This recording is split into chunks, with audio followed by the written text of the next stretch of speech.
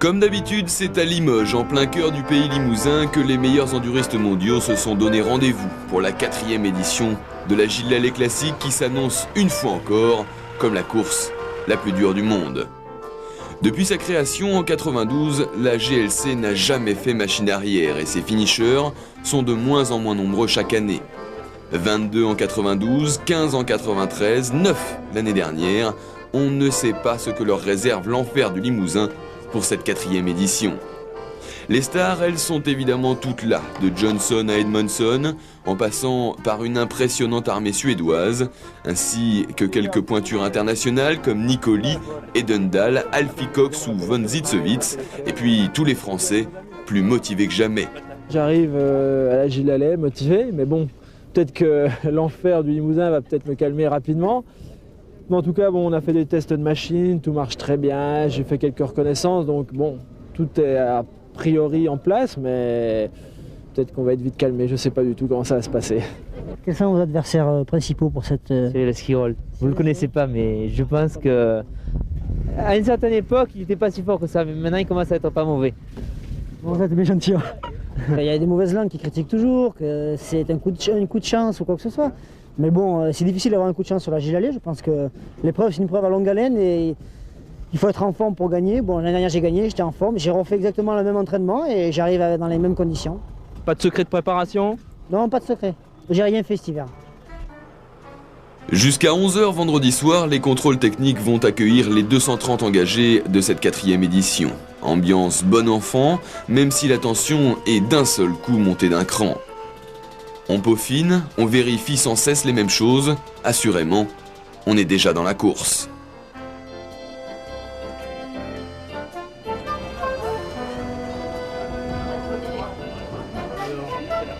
On cherche à régler. Voilà, le Limousin, la Creuse.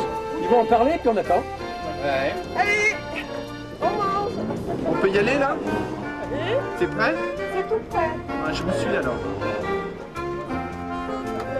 C'est tout prêt, on est déjà là. Oh, ah, bah, il y a Néné.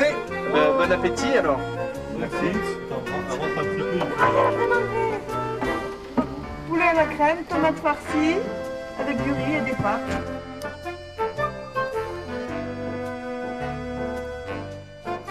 Après la neige en 93 et le grand bleu de 94, c'est une pluie incessante qui va accompagner les concurrents cette année tout au long du parcours.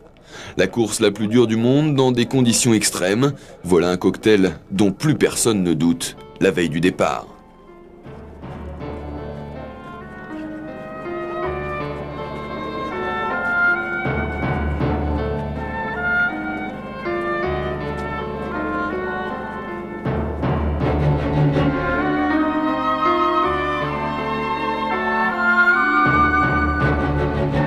« 6h30 samedi matin, les top inter tentent de se projeter dans un futur proche, mais les visages sont tendus au départ de Limoges.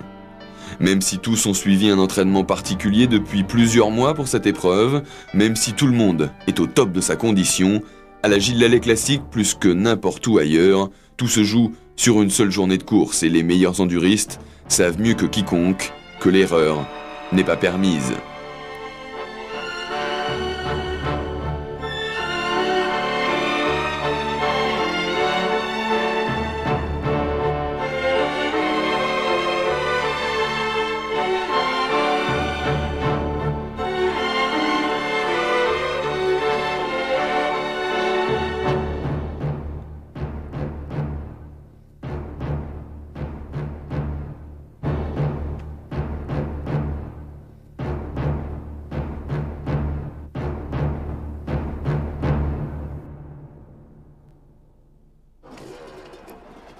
4 par minute et accompagné d'une pluie qui ne cessera pas durant toute la matinée, les 230 concurrents s'élancent de la place de l'Évêché pour une sélection de 200 km qui ne retiendra, au terme de 5 CH et de 4 spéciales chronométrées, que les 40 meilleurs pilotes inter et les 60 premiers nationaux pour la boucle finale autour du lac de Vassivière.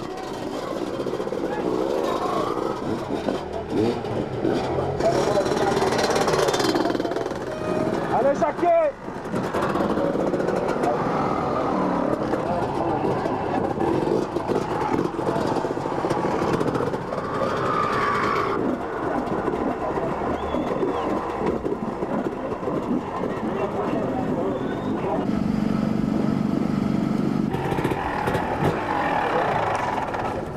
Comme prévu, les temps de passage des premiers contrôles horaires sont larges.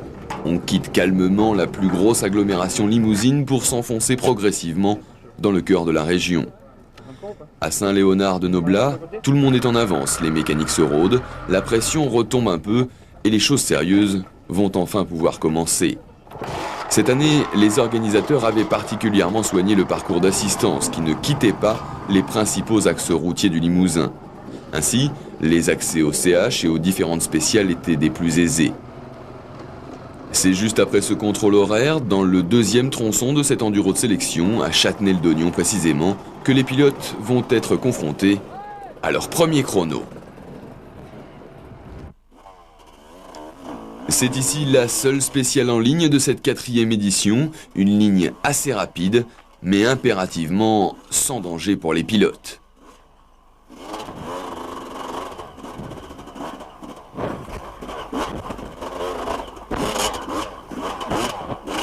Dans cette première spéciale, c'est Christian Boulet qui va signer le meilleur temps, aux alentours de 4 minutes 15, devant l'inépuisable Sven-Erik Johnson. Esquirol, lui, joue placé alors que Peter Hansel tombe dès les premiers virages, s'ouvre la main droite sur une pierre, mais continue. Cette course compte énormément pour lui, c'est même une de ses priorités. Et cette année, il vise le podium malgré le pari un peu fou qu'il a lancé, terminer la GLC et faire le Touquet dans la foulée.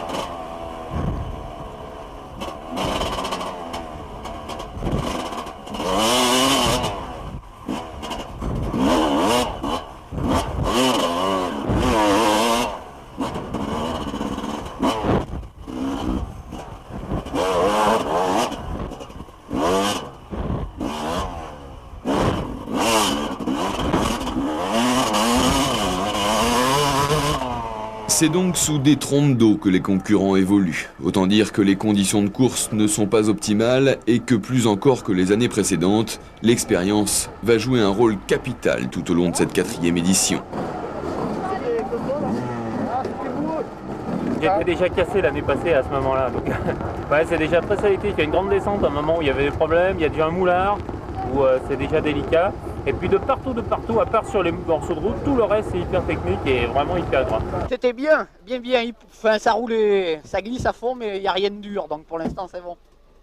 C'est impeccable. C'est le temps idéal, on va se faire plaisir. Le terrain, c'est une vraie éponge, qu'il pleuve ou qu'il pleuve pas. Donc c'est tout bon. Et la spéciale de Bourganeuf, là, ça va être dur, je pense. Allez les enfants, à tout à l'heure. Salut. Ouais. Le dernier qui va passer, il va être mort.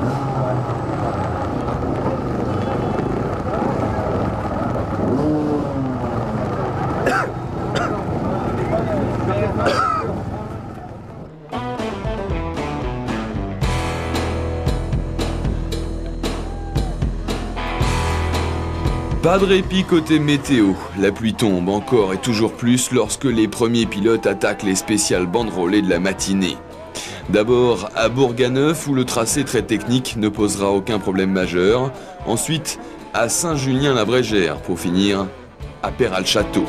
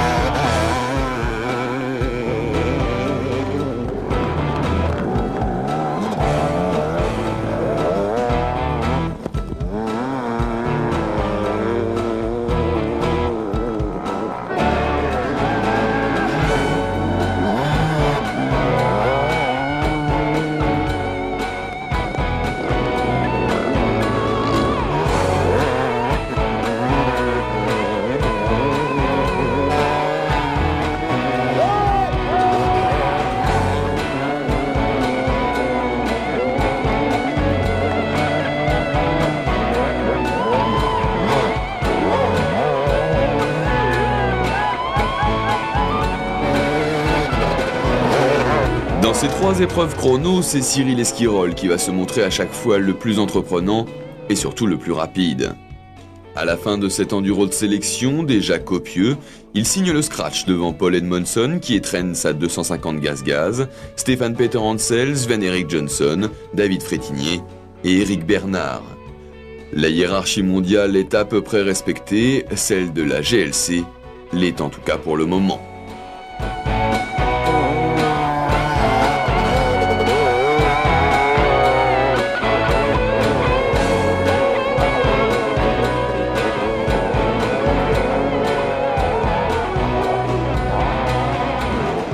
Côté nationaux, c'est le revenant Jean-Luc Fouché qui s'impose. Il faut dire que Monsieur Supercross s'est juré de venir à bout de la boucle finale cette année. Il ne pense même plus qu'à ça depuis des mois. Le résultat est là, la Fouche est visiblement très motivée.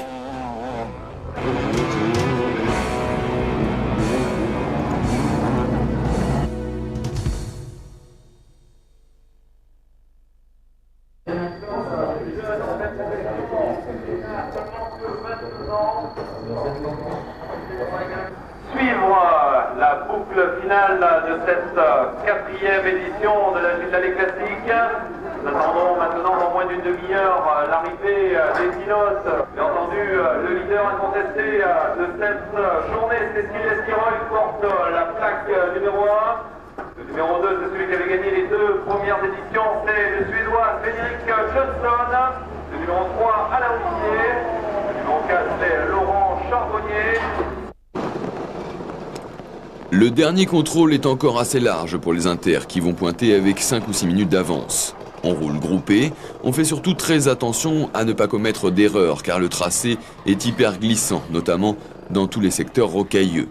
Il faut aussi penser à s'économiser car l'après-midi risque d'être plus longue que prévu si les conditions météo se maintiennent.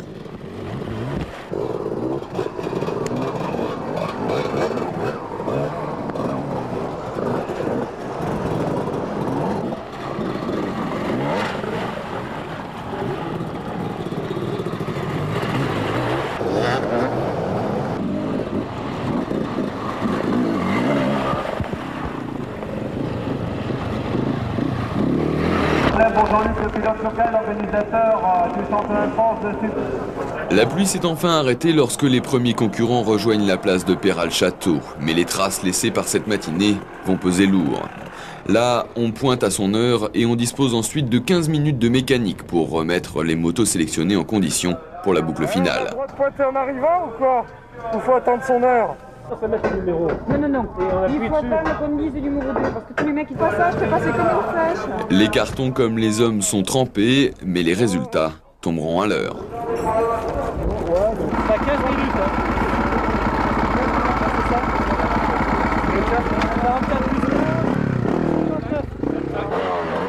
En attendant le départ de l'après-midi, les officiels bichonnent la mécanique. On soigne les pneumatiques, les filtres et l'étanchéité des motos. À la fin de cet enduro de sélection, pas de surprise de taille. Toutes les grosses pointures sont au rendez-vous. Le moral est assez bon, même si certains s'inquiètent un peu des difficultés à venir. Putain, merde. Qu'est-ce qui se passe là?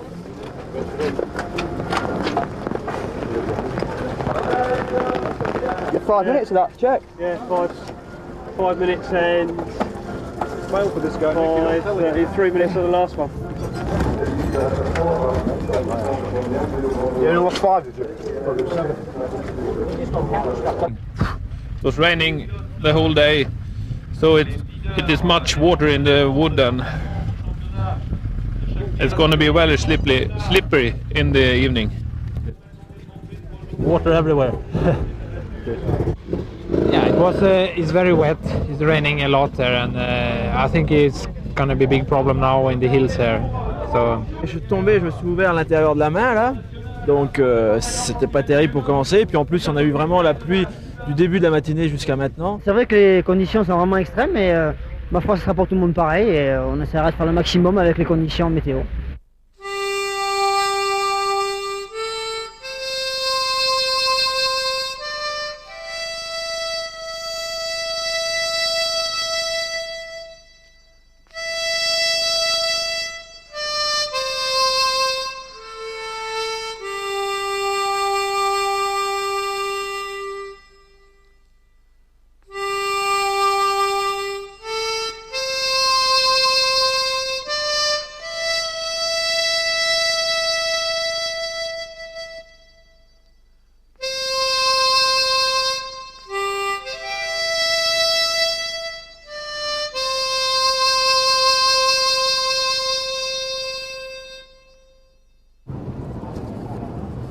Vers 14h45, le public quitte la place de Péra pour se rendre au départ de l'après-midi où les pilotes sont placés derrière 4 grilles de 25 en fonction de leur classement du matin.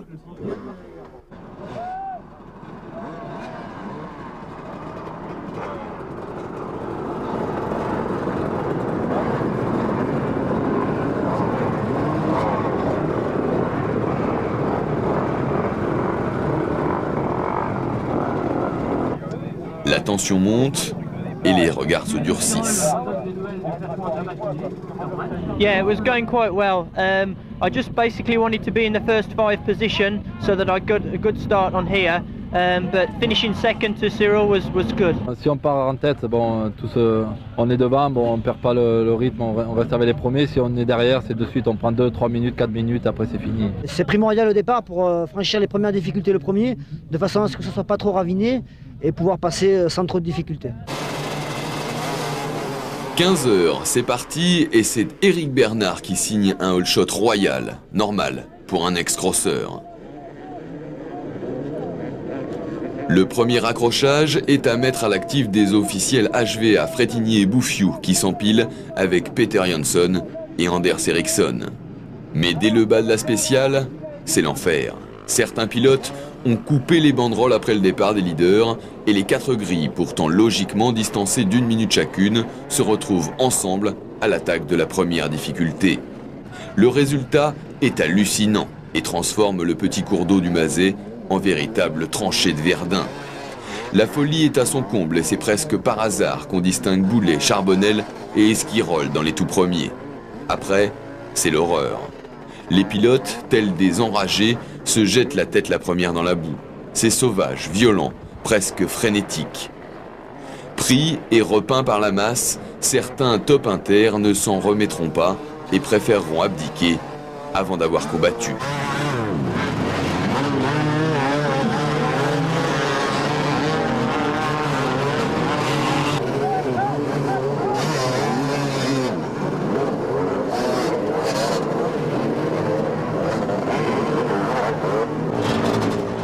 Paul Edmondson, transformé en statue de boue, ne sortira pas indemne lui non plus.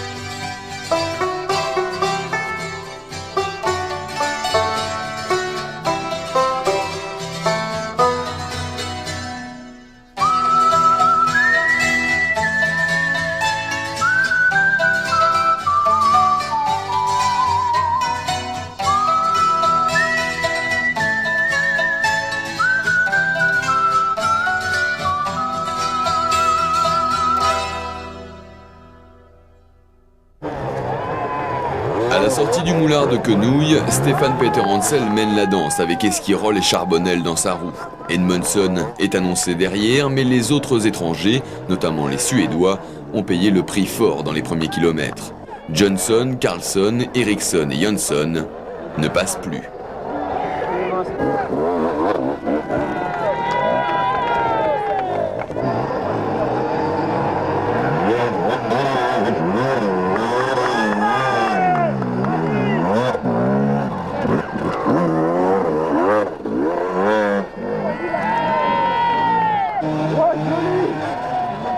Et c'est finalement Frédéric Delettre, Paul Edmondson et David Frétinier qui prennent la chasse à leur compte derrière la triplette française.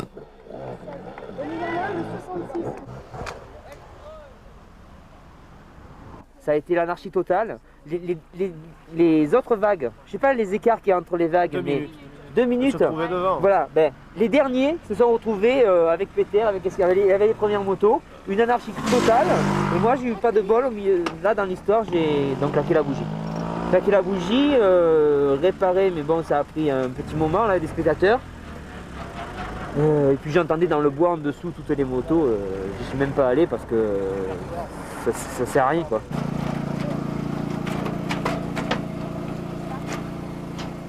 I was crashing with one rider. He hit me in the side and I hit my head in something. So I was out for some minutes. It was too dirty and nobody following the line.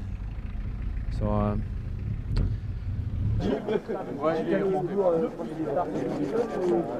Comme toujours, le bois de Crozat est noir de monde.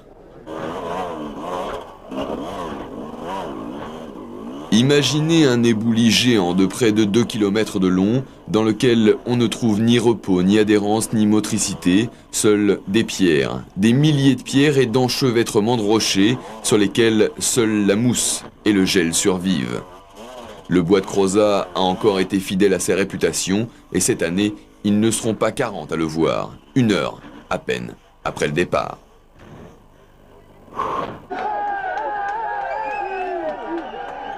Fidèle à son plan de marche, Esquirol est en tête lorsqu'il rentre dans le bois de Crozat. L'année dernière, il était déjà à la poursuite de Johnson au même endroit, mais aujourd'hui, c'est lui qui impose son rythme. Derrière, on retrouve un Peter qui semble déjà assez marqué physiquement par cette première heure de moto. Mais il est là. Puis viennent Charbonnel, Edmondson, Frétinier et Nicoli, qui étaient pourtant restés bloqués sur la grille à cause d'une bougie claquée et qui est parti 8 minutes derrière tout le monde. Mais il en faut beaucoup plus pour décourager le champion du monde italien qui va nous prouver qu'il fait partie des hommes forts de la planète enduro. C'est bien, c'est bien là. C'est bien, c'est bien.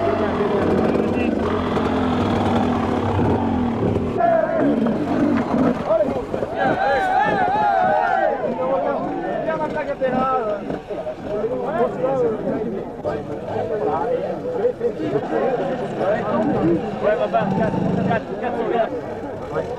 c'est beaucoup de bruit.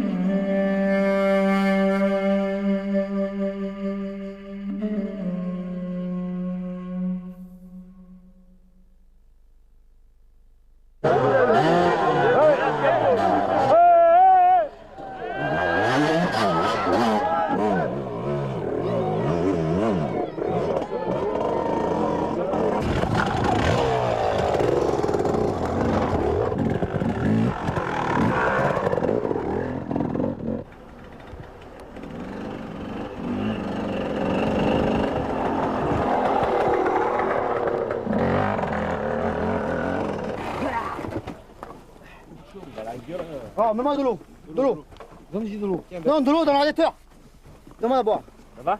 Mets de l'eau dans le radiateur. Ouais, ça va. T'es bien. Des gants. T'es bien. Des gants. Merde. Tu veux que je les mette? De pas grave.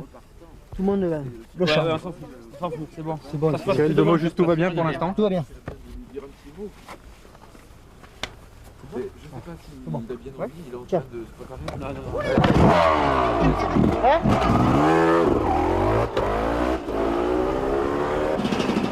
Charbonnel est concentré, très concentré. Alors que Peter Hansel, lui, répare son carter cassé dans le bois de Crozat.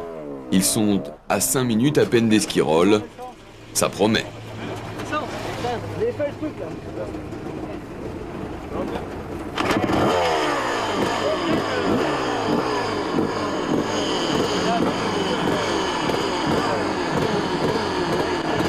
Non, c'est rien, c'est parce que ça fait du temps, ça fait la lumière.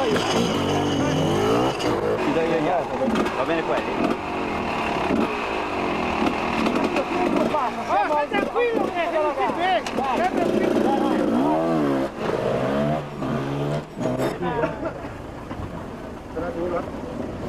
Si ma mère me voyait, peut-être qu'elle me verra.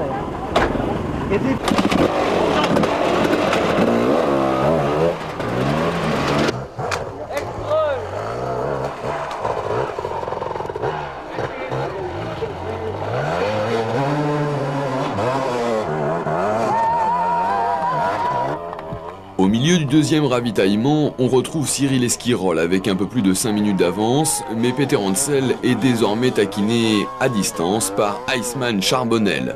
On sent le Lozérien très en forme et assurément mieux préparé physiquement que l'officiel Yamaha qui a passé son mois de février sur les plateaux de télé suite à sa victoire au Dakar. En haut de cette montée assez chère dans les sapins, les deux hommes sont quasiment déjà roue dans roue.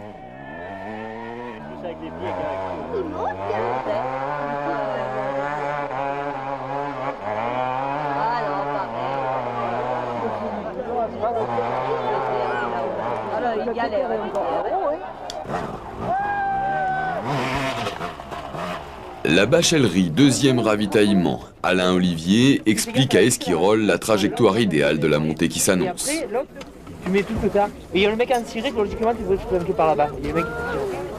Je vais changer de gants. Allez, tu retournes en arrière.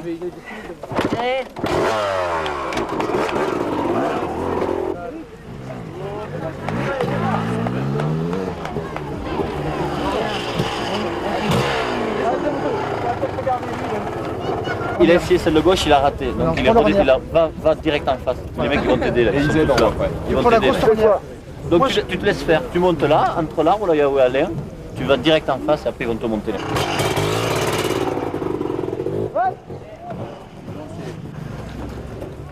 Lorsque Charbonnel arrive à la bachellerie, il n'a pas encore rattrapé Peter, mais il le voit et l'entend galérer dans la montée qui ouvre ce troisième ravitaillement.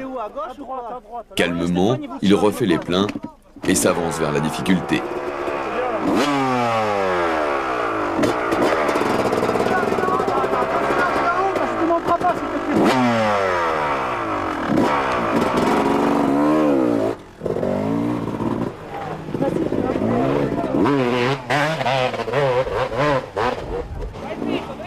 Nicoli est revenu dans les 5 lorsqu'il termine son deuxième ravitaillement. Secondé et suivi quasiment mètre par mètre par Fabrizio Azzalin, son team manager, le bergamasque grimace, mais serre les dents. Il sait, pour avoir terminé la seconde édition de la GLC, que le plus dur reste à venir, lorsque la nuit aura pris possession de l'enfer vert du Limousin. Avant ça, il faut avancer, quoi qu'il arrive, le plus vite possible.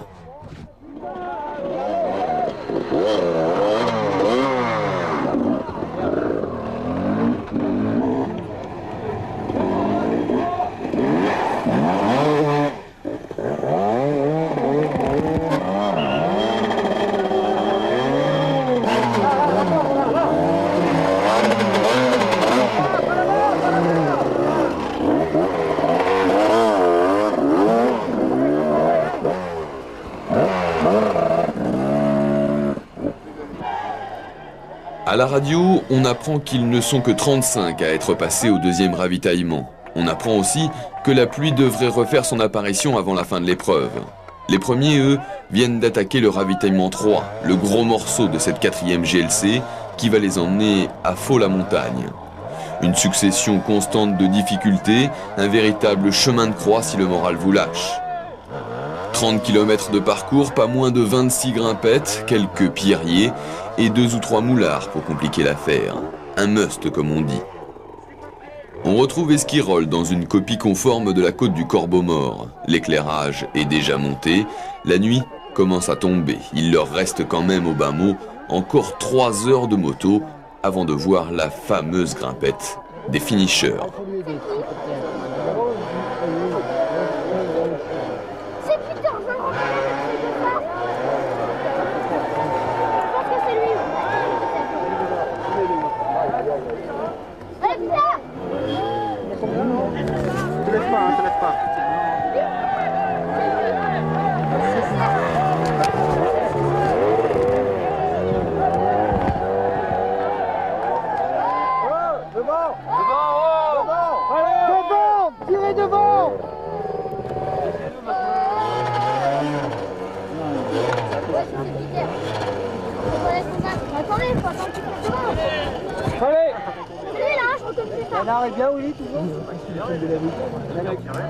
Stéphane Peter Hansel a du mal à s'en sortir. Il puise dans ses réserves, mais il est déjà à bout.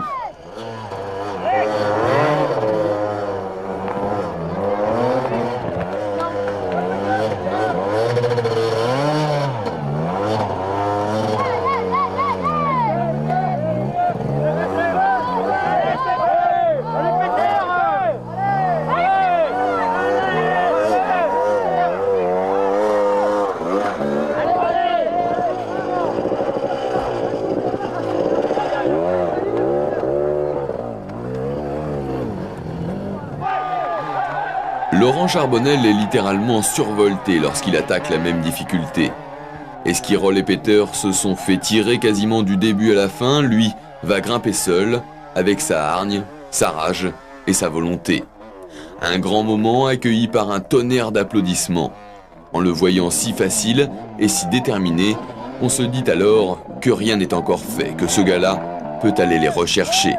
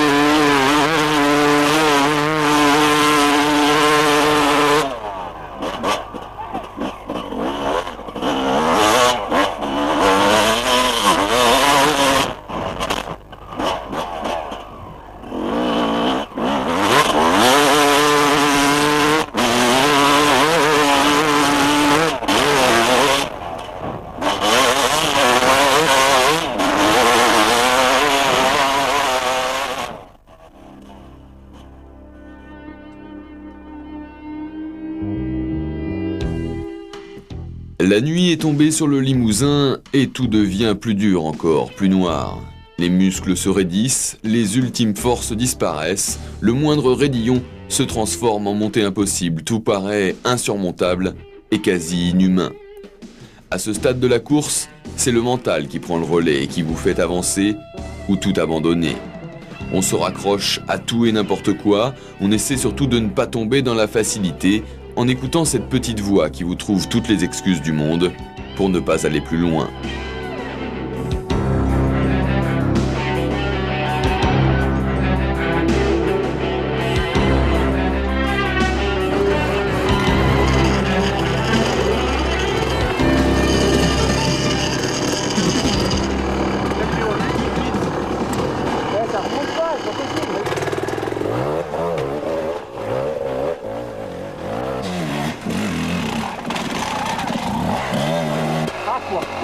De l'eau,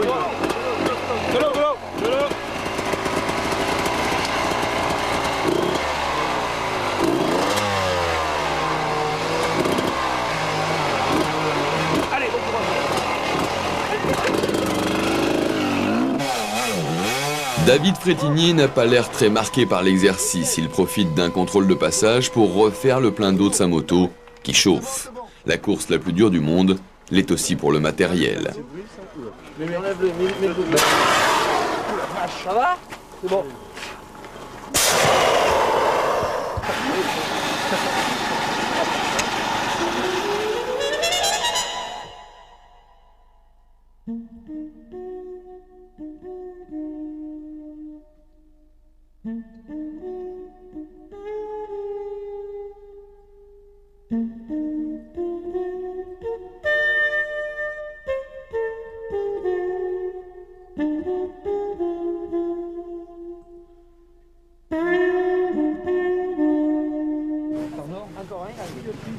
Deux contrôles. Tiens, deux 30 secondes. Ça va?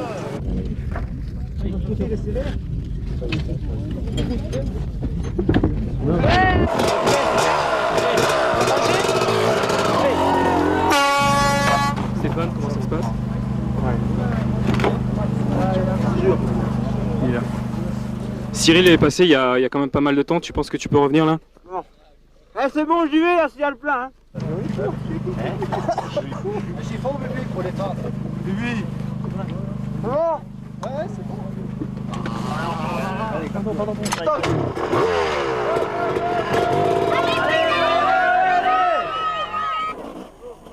Malgré la souffrance, malgré les difficultés et le dépassement de soi, tous ceux qui l'ont vécu vous le confirmeront. La nuit, qui peut être effrayante, est surtout magique et souvent sublime à la Gilles Lallet classique.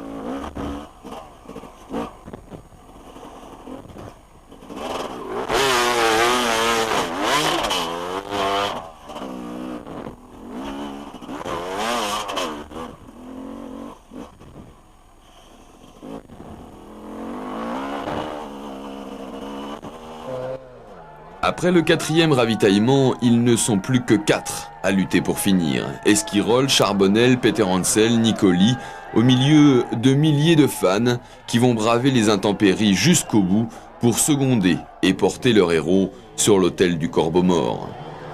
Ils les attendront souvent pendant des heures, mais à chaque fois, ils seront bouleversés et transportés par ces surhommes de l'extrême. Plus loin, plus haut, plus grand, plus fort, cette course est assurément pas comme les autres et ses finishers sont de véritables symboles, des monstres sacrés.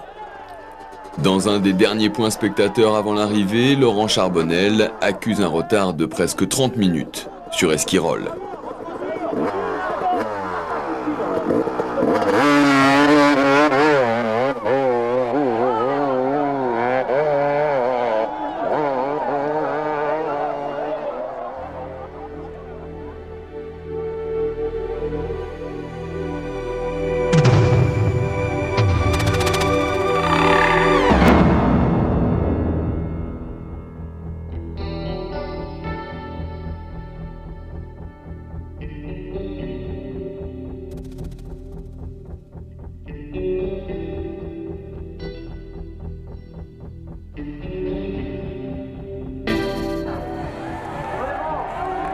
Pour la seconde année consécutive, Cyril Esquirol arrive en tête en bas du Corbeau Mort, mais cette fois, il ne pourra pas monter seul. Cela fait plus de 7h30 qu'il est reparti de Peyralchâteau, 7 heures qu'il imprime son rythme à une course mythique qui le lui rend bien. Et il est fêté, Esquirol, comme un dieu, comme une star. On le tire, on le touche, on le pousse, on le porte centimètre par centimètre jusqu'à cette ligne d'arrivée. On en profite autant que lui, on communie dans cette ultime difficulté infranchissable qui fait durer le plaisir.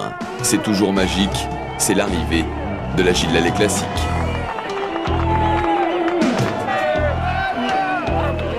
En remportant sa seconde GLC avec sa 250 CR, Cyril Esquirol met ainsi un terme à 3 ans de suprématie Husqvarna. Il offre ainsi à Honda une victoire pleine de symboles et prometteuse pour la saison à venir.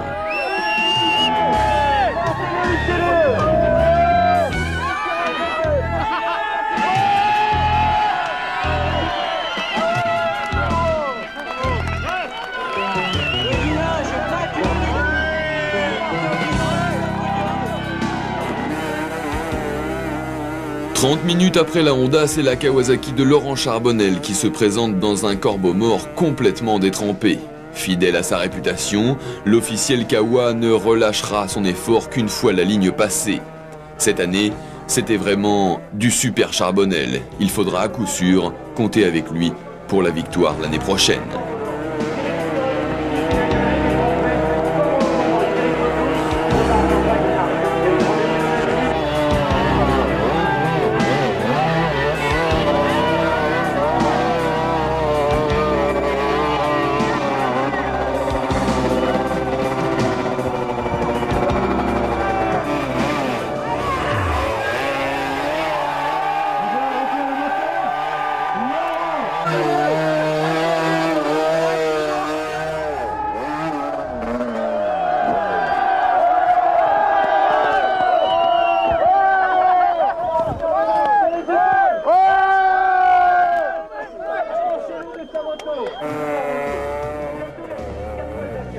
Une fois encore, Stéphane Peter Hansel est scotché dans une difficulté. Une fois encore, il va s'en sortir à force de volonté et avec l'aide du public. Ce corbeau mort, il avait dit haut et fort qu'il ferait tout pour le voir. Peter a tenu parole.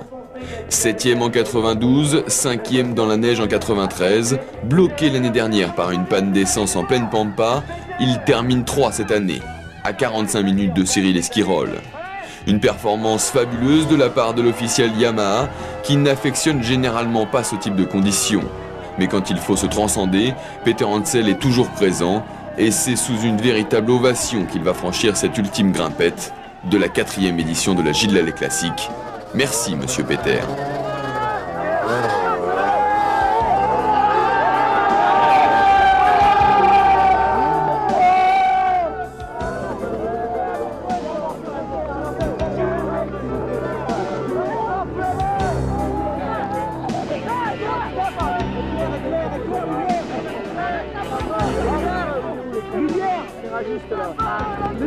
Encore une fois difficile à cause des conditions météo, à cause de la difficulté du parcours qui a été un petit peu accentuée je crois. Et bon, ça a fait une épreuve encore difficile et je pense une des plus dures des 4 années. Techniquement et physiquement, celle-là est plus belle que l'autre, que celle de l'année dernière. Mais la joie est un peu moins importante parce que la première fois c'est la première fois et la deuxième fois c'est la deuxième fois. Content, oui. Bon, je voulais la gagner, mais déjà deuxième, j'avais jamais eu cette place, alors je suis content. Déjà d'arriver, c'est très bien. Les 200 derniers mètres du corbeau mort, en fait, c'est la folie. C'est impossible. J'ai dû faire, je sais pas, 20% de la côte ou 10% de la côte par mes propres moyens et le reste, c'est le public qui m'a tiré jusqu'en haut. Sans eux, je serais jamais arrivé en fait. Le 4e et dernier finisher de l'édition 95 arrive à minuit pile sous une pluie battante. Fabrizio Azzalin, son team manager, nous avait assuré que Nicoli était un dur, un coriace, et il avait raison. L'officiel HVA Italie sauve l'honneur européen et récidive en haut du corbeau mort qu'il avait déjà vaincu en 93. Une chose est sûre, Arnaldo Nicoli est un grand de l'enduro mondial. Une pointure capable de s'imposer quelles que soient les conditions de course.